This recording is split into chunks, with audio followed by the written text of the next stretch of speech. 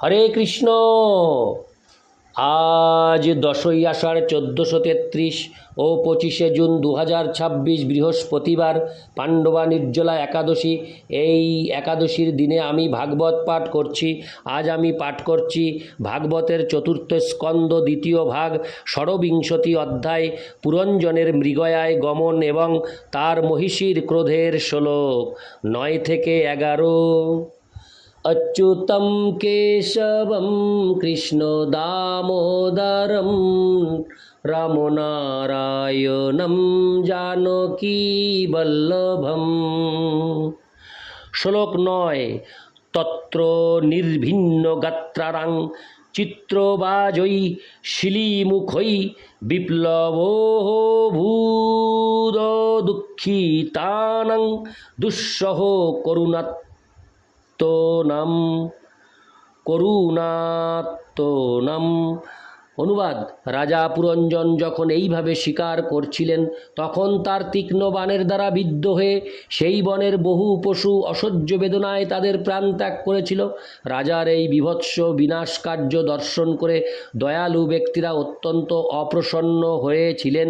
তারা এই প্রকার হত্যাকার্য দর্শন করে সহ্য করতে পারেননি।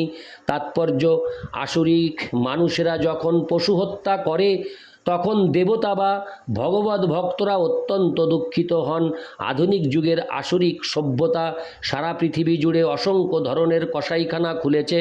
সমস্ত ভণ্ড স্বামী ও যোগীরা মূর্খ মানুষদের পশু হত্যা করে তাদের মাংস আহার করতে অনুপ্রাণিত করছে এবং সেই সঙ্গে তাদের তথাকথিত ধ্যান ও যোগ অভ্যাস করে যেতে বলছে। এই সমস্ত কার্য অত্যন্ত বীভৎস এবং তা দর্শন করে স্বাভাবিকভাবে দয়ালু ভগবত ভক্তরা অত্যন্ত দুঃখিত হন। শিকার করার পন্থাও বিভিন্নভাবে চলছে, যা আমরা ইতিমধ্যে বিশ্লেষণ করেছি। নারী শিকার, বিভিন্ন প্রকার সুরাপান, নেশাগ্রস্ত হওয়া, পশু হত্যা করা এবং অবৈধ যৌন সঙ্গ, এই সবই আধুনিক সভ্যতার ভিত্তি। পৃথিবীর এই অবস্থা দর্শন করে বৈষ্ণবেরা অত্যন্ত দুঃখিত হন এবং তাই তারা সারা পৃথিবী জুড়ে কৃষ্ণ ভাবনামৃত আন্দোলন প্রচার করতে অত্যন্ত ব্যস্ত হন। বনে পশু বধ হতে দেখে, কসাইখানায় অসংখ্য পশু হত্যা হতে দেখে এবং বিভিন্ন ক্লাব ও সোসাইটি নামক বেশ্যালয়ে যুবতী মেয়েদের অন্যায়ভাবে ভোগ করতে দেখে ভগবত ভক্তরা অত্যন্ত ব্যথিত হন। যজ্ঞে পশু হত্যা হতে দেখে মহর্ষি নারদ অত্যন্ত ব্যথিত হয়েছিলেন এবং কৃপা পরবশ হয়ে তিনি রাজা প্রাচীন বর্হিষ্ঠকে উপদেশ দিতে শুরু করেছিলেন। তার এই উপদেশের মাধ্যমে নারদমুনি বিশ্লেষণ করেছিলেন যে মানব সমাজে প্রচলিত এই প্রকার বধের ফলে তার মতো ভক্তরা অত্যন্ত দুঃখিত হন। এই প্রকার হত্যাকার্যের ফলে কেবল সাধু ব্যক্তিরাই দুঃখিত হন না, এমনকি ভগবান স্বয়ং দুঃখিত হয়ে বুদ্ধদেব রূপে অবতরণ করেছিলেন। জয়দেব গোস্বামী তাই গেয়েছেন, সদয় হৃদয় দর্শিত পশুঘাতম। যজ্ঞের নামে পশু হত্যা হতে দেখে ভগবানের সদয় হৃদয় ব্যথিত হয়েছিল এবং সেই পশু হত্যা বন্ধ করার জন্য তিনি কৃপাপূর্বক বুদ্ধদেব রূপে আবির্ভূত হয়েছিলেন। কখনো কখনো কিছু মূর্খ মানুষেরা বলে যে পশুদের আত্মা নেই অথবা তারা পাথরের মতো জড়। এইভাবে তারা যুক্তি প্রয়োগ করে যে পশু হত্যার ফলে কোনো পাপ হয় না। প্রকৃতপক্ষে পশুরা পাথরের মতো জড় নয়, বরং যারা পশুদের হত্যা করে তারা পাথরের মতো কঠিন হৃদয়। তাই কোনো যুক্তি অথবা দর্শন তাদের মর্মকে স্পর্শ করতে পারে না। তারা কসাইখানাগুলি চালিয়ে যেতে থাকে এবং বনে পশু হত্যা করতে থাকে। মূল কথা হচ্ছে যে যারা নারদ মুনির মতো মহাত্মা এবং তার পরম্পরার উপদেশ গ্রাহ্য করে না, তারা অবশ্যই নষ্টপ্রজ্ঞ এবং তাদের অপকর্মের ফলে তারা নরকগামী হচ্ছে। ইতি শ্লোক 9। শ্লোক 10। শ্মশান বরাহান মহিষান গবয়ান রুরুশল্লোকান মেধানোন্নাংশ্চ বিবিধান বিনিঘ্নন শ্রমো মধ্যগাত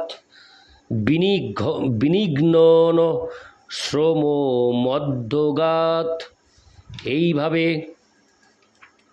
অনুবাদ, এইভাবে রাজা পুরঞ্জন বহু শশক, বরাহ, মহিষ, গবয়, কৃষ্ণ, ষাঁড়, মৃগ, সজারু এবং শিকার করার উপযুক্ত অন্যান্য পশু সংহার করে শ্রান্ত হয়ে পড়েছিলেন। তাৎপর্য, তমগুণের দ্বারা আচ্ছন্ন মানুষেরা নানা প্রকার পাপকর্ম করে। ভক্তির রসামৃত সিন্ধু গ্রন্থে শ্রীল রূপ গোস্বামী বিশ্লেষণ করেছেন যে অজ্ঞানের ফলেই মানুষ পাপকর্ম করে। পাপকর্মের পরিণাম হচ্ছে দুঃখ কষ্ট ভোগ। যারা অজ্ঞান, যারা আইন লঙ্ঘন করে, তারা রাষ্ট্রের আইন অনুসারে দণ্ডভোগ করে। তেমনি প্রকৃতির আইনও অত্যন্ত কঠোর। একটি শিশু যদি অজ্ঞানতাবশত আগুনে হাত দেয়, তাহলে যদিও সে একটি শিশু, তবুও তার হাত পুড়ে যায়। একটি শিশুও যদি প্রকৃতির নিয়ম লঙ্ঘন করে, তাহলেও প্রকৃতি তাকে করুণা করে না। অজ্ঞানের বশেই কেবল মানুষ প্রকৃতির নিয়ম লঙ্ঘন করে, এবং সে যখন জ্ঞানপ্রাপ্ত হয় তখন আর সে পাপকর্ম করে না।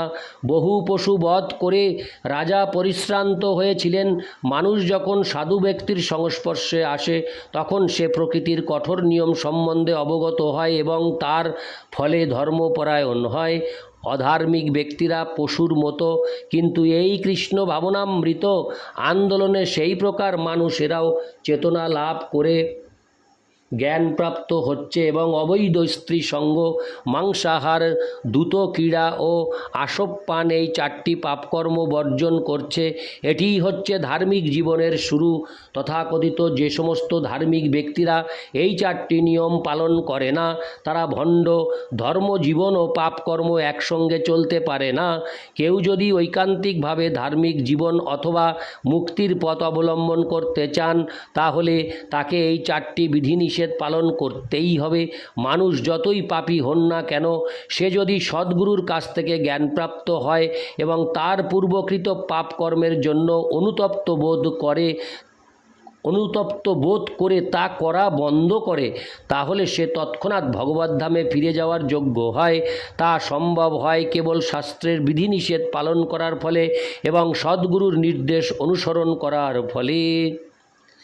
এখন সারা পৃথিবী অন্ধ জড় সভ্যতা থেকে অবসর গ্রহণে আগ্রহী হতে চলেছে। এই অন্ধ জড় সভ্যতাকে বনে পশু শিকারের সঙ্গে তুলনা করা যায়। মানুষের কর্তব্য এই কৃষ্ণ ভাবনামৃত আন্দোলনের সুযোগ গ্রহণ করে হত্যা করার ক্লেশদায়ক জীবন পরিত্যাগ করা। শাস্ত্রে বলা হয়েছে যে পশু ঘাতকদের বাঁচা উচিত নয় এবং মরা উচিত নয়। তারা যদি কেবল পশু হত্যা করার জন্য এবং স্ত্রী সম্ভোগ করার জন্য বেঁচে থাকে, তাহলে সেই জীবনে কোনো রকম উন্নতি সম্ভব নয়। আর পশু ঘাতককে তার মৃত্যুর পর নিম্নতর যোনিতে জন্মগ্রহণ করতে হয়, সেটিও বাঞ্ছনীয় নয়। অতএব মূল কথা হচ্ছে যে হত্যাকারীদের হত্যা করার বৃত্তি পরিত্যাগ করে এই কৃষ্ণ ভাবনামৃত আন্দোলনে যোগদান করে তাদের জীবনকে সার্থক করা উচিত। উদ্ভ্রান্ত ও নৈরাশ্যপূর্ণ ব্যক্তি আত্মহত্যা করে কখনো তার নৈরাশ্য ও বেদনা থেকে মুক্তি লাভ করতে পারে না, কারণ আত্মহত্যা করার ফলে তাকে নিম্নতর যোনিতে জন্মগ্রহণ করতে হয় অথবা স্থূল জড় দেহ থেকে বঞ্চিত হয়ে ভূত প্রেত হয়ে থাকতে হয়। তাই সর্বশ্রেষ্ঠ পন্থা হচ্ছে পাপকর্ম থেকে সম্পূর্ণরূপে বিরত হয়ে কৃষ্ণ ভক্তির পন্থা অবলম্বন করা। এইভাবে পূর্ণরূপে সিদ্ধি লাভ করে মানুষ তার প্রকৃত আলয় ভগবদ্ ধামে ফিরে যেতে পারে। ইতি শ্লোক 10, শ্লোক 11। তত ক্ষুত্রীট পরিশ্রান্ত নিবৃত্ত গৃহমেইবান কৃতস্নান চিতাহার সংবিবেশ গতক্লোম। অনুবাদ, তারপর রাজা অত্যন্ত পরিশ্রান্ত হয়ে এবং ক্ষুধা ও তৃষ্ণায় কাতর হয়ে তার রাজপ্রাসাদে ফিরে এসেছিলেন। গৃহে ফিরে আসার পর তিনি স্নান করেছিলেন এবং উপযুক্ত খাদ্য আহার করেছিলেন। তারপর তিনি বিশ্রাম করে তার সমস্ত ক্লান্তি দূর করেছিলেন। তাৎপর্য, বিষয়াসক্ত মানুষ সারা সপ্তাহ ধরে অত্যন্ত কঠোর পরিশ্রম করে, সে সব সময় অনুসন্ধান করে কোথায় টাকা। তারপর সপ্তাহ শেষে সে তার এই সমস্ত কার্যকলাপ থেকে অবসর গ্রহণ করে কোনো নির্জন স্থানে গিয়ে বিশ্রাম করতে চায়। রাজা পুরঞ্জন তার গৃহে প্রত্যাবর্তন করেছিলেন, কারণ তিনি বনে মৃগয়া করে অত্যন্ত পরিশ্রান্ত হয়েছিলেন। এইভাবে তার বিবেক তাকে আরও পাপকর্ম করা থেকে বিরত করে তাকে গৃহে ফিরিয়ে নিয়ে এসেছিল। ভগবদ গীতায় বিষয়াসক্ত মানুষদের দুষ্কৃতিন বলে বর্ণনা করা হয়েছে, যা সর্বদা পাপ কর্মে লিপ্ত ব্যক্তিদের ইঙ্গিত করে। মানুষের যখন চৈতন্যের উদয় হয় এবং বুঝতে পারে যে সে পাপকর্ম করছে, তখন সে তার চেতনায় ফিরে আসে, যাকে এখানে আলংকারিক ভাষায় প্রাসাদ বলে বর্ণনা করা হয়েছে। সাধারণত বিষয়াসক্ত মানুষেরা রজ ও তমগুণের দ্বারা প্রভাবিত। রজ এবং তমগুণের পরিণাম হচ্ছে কাম ও লোভ। বিষয়াসক্ত মানুষদের কার্যকলাপের অর্থ হচ্ছে কাম ও লোভের জন্য কর্ম, কিন্তু তাদের যখন চৈতন্য হয় তখন তারা অবসর গ্রহণ করতে চায়। বৈদিক সভ্যতায় এই প্রকার অবসরের প্রশংসা করা হয়েছে এবং জীবনের সেই অবস্থাকে বলা হয় বানপ্রস্থ। যে সমস্ত বিষয়াসক্ত ব্যক্তি পাপময় জীবন থেকে মুক্ত হতে চায়, তাদের পক্ষে অবসর গ্রহণ করা অবশ্য কর্তব্য। রাজা পুরঞ্জন গৃহে ফিরে এসে স্নান করেছিলেন এবং উচিত আহার করেছিলেন। তা ইঙ্গিত করে যে বিষয়াসক্ত মানুষদের পাপকর্ম থেকে অবসর গ্রহণ করা এবং সদ্গুরুর আশ্রয় গ্রহণ করে পবিত্র হওয়া এবং তার কাছ থেকে জীবনের উদ্দেশ্য সম্বন্ধে শ্রবণ করা অবশ্য কর্তব্য। কেউ যদি তা করেন, তাহলে তিনি সম্পূর্ণরূপে নবীনতা অনুভব করবেন, ঠিক যেভাবে স্নানের পর অনুভব হয়। সদ্গুরুর কাছ থেকে দীক্ষা গ্রহণের পর সমস্ত পাপকর্ম বর্জন করা উচিত, যথা অবৈধ স্ত্রীসঙ্গ, আসপান, দ্রুত ক্রীড়া ও আমিষাহার। এই শ্লোকে উচিতাহার শব্দটি গুরুত্বপূর্ণ। উচিত মানে উপযুক্ত। মানুষের কর্তব্য হচ্ছে উপযুক্ত খাদ্য আহার করা এবং শূকরের মতো বিষ্ঠা ভোজন করা উচিত নয়। ভগবদ্গীতায় 18:17-8 মানুষের আহারকে সাত্ত্বিক আহার বলে বর্ণনা করা হয়েছে। রাজসিক ও তামসিক আহার করা মানুষের উচিত নয়, তাকে বলা হয় উচিত আহার বা উপযুক্ত আহার।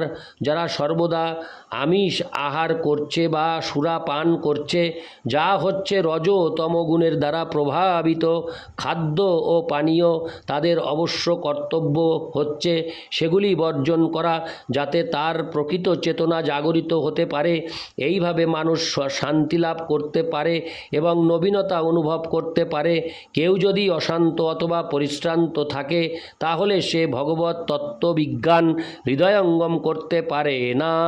সেই সম্বন্ধে শ্রীমদ্ ভাগবতে 1:2-20 বলা হয়েছে, এবং প্রসন্ন মনস ভগবদ ভক্তি যোগত ভগবত্তত্ত্ব হরে কৃষ্ণ ভগবত্তত্ত্ব বিজ্ঞানং মুক্ত সঙ্গস্য জায়তে। রজ ও তমগুণের প্রভাব থেকে মুক্ত না হলে প্রসন্ন হওয়া যায় না, এবং প্রসন্ন না হতে পারলে ভগবত তত্ত্ববিজ্ঞান হৃদয়ঙ্গম করা যায় না। পুরঞ্জনের গৃহে প্রত্যাবর্তন কৃষ্ণ ভাবনামৃত নামক মানুষের আদি চেতনায় প্রত্যাবর্তন সূচক। যারা বহু পাপ করেছে, বিশেষ করে পশু হত্যা অথবা বনে পশু শিকার, তাদের পক্ষে এই কৃষ্ণ ভাবনামৃত বা কৃষ্ণ ভক্তি পরম আবশ্যক। ইতি শ্লোক 11। অচ্যুতম কেশবম কৃষ্ণ দামোদরম রাম নারায়ণম জানকী বল্লভম। হরে কৃষ্ণ।